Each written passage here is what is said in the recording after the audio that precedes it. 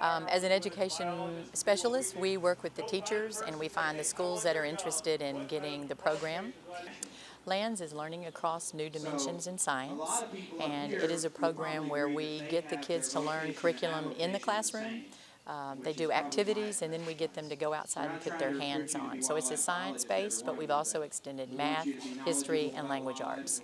It's exciting. I will tell you, when the buses pull up, I'm a little nervous. You know, it's showtime. The buses are there, the kids are wanting, you know they're excited. You always worry, are you going to be able to meet their expectations? You guys are inspirational. I am so glad to have you guys here. And this is what it's all about. You guys being out here on this property and being able to see what it's like to manage property for the betterment of Texas and habitat. Okay, they see it in a textbook, they can memorize it, they can learn it for a test. But to actually give it fur and to see body parts and understand how those interact with the environment, that's what we're after. Every year that we've done this, they just come away with this awed look and excitement that you cannot replicate. This day is one that cannot happen without being outside and doing all the things. They each have gained a better appreciation for wildlife. It's called carrying capacity. Have you ever heard of that? Okay. So, in other words, it reaches... Okay. And if you don't get a resource, you become a habitat. Ready? Run for your lives.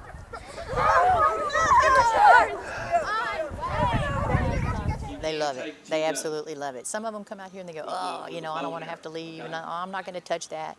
But before it's over with, you'll see their faces, and it's pretty exciting because they'll be touching something, or they'll be running and, you know, playing a game. And those are the kids that kind of sit back, but before it's over with, most kids don't sit back. They get involved. And that's the whole thing about LANs. We want them to get out on the land and appreciate what they've got. What's this called, this opening right here? Is that the orbit? Okay, this is what's called the preorbital gland. I've learned a lot about how deer function in their habitat and more about their body parts. The visual that I remember is when they had the baby, the fawns on over there. I thought that'll stick with me. I found the most interesting thing in the fetus was how big the babies were and how they developed over time. Oh my gosh! That is cute. As a Parks and Wildlife biologist, you also are allowed to collect specimens specifically for this purpose. This deer died so that we could learn today. And I didn't say so you could learn. I said we could learn. Because every time we do one of these demonstrations, the biologists that are here and the professionals that are here learn just as much or more than you do. Every time I open up another deer, I'll learn some more. So what we're going to do is we're going to open this deer. Remember, this deer died for you, and what we're going to do is we're going to celebrate this deer's life by learning as much as possible about this deer as we can. So we're not going to worry about all the little parts. The most interesting thing that I saw today was the stomach of a deer. The thing that interested me about it was the 4 parts of it. The rumen, the reticulum, the omasum, and the abomasum, and learning how the food moves through all 4 of those parts. So we go into the honeycomb, and that breaks it down even more. So we've got rumen with the papillae, reticulum with the honeycomb, then we go to omasum. I think it's really awesome that we get to learn about all this stuff because there's so much to learn, and it's just really amazing. Today I've learned all about the different types of forbs and browse that deer eat during their day. You see basically how the top has been taken out of this? Every one of them little branches has been nipped by a deer.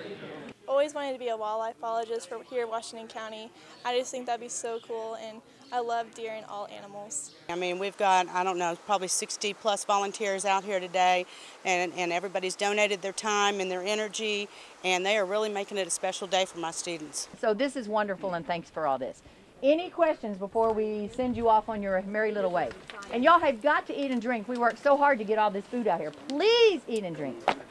I think being out here today really helps, shows the kids that there's land out here that's you can roam free and preserve the animals and the trees and nature. And a lot of kids just see a little small backyard and they don't see where the animals live. The concept of stewardship comes into play. You guys are pretty soon going to be the decision makers of the future, and really paying attention to the quality of our water and conserving our soils, believe it or not, actually improves the quality of our life and makes our life easier. They think they're on a fun day, a day off from school, a field trip, and what they don't understand and what they will by the end of the day is that they spent a day of outdoor learning and they didn't realize they were learning. I felt very privileged to be able to come out here, and it was a very good learning experience.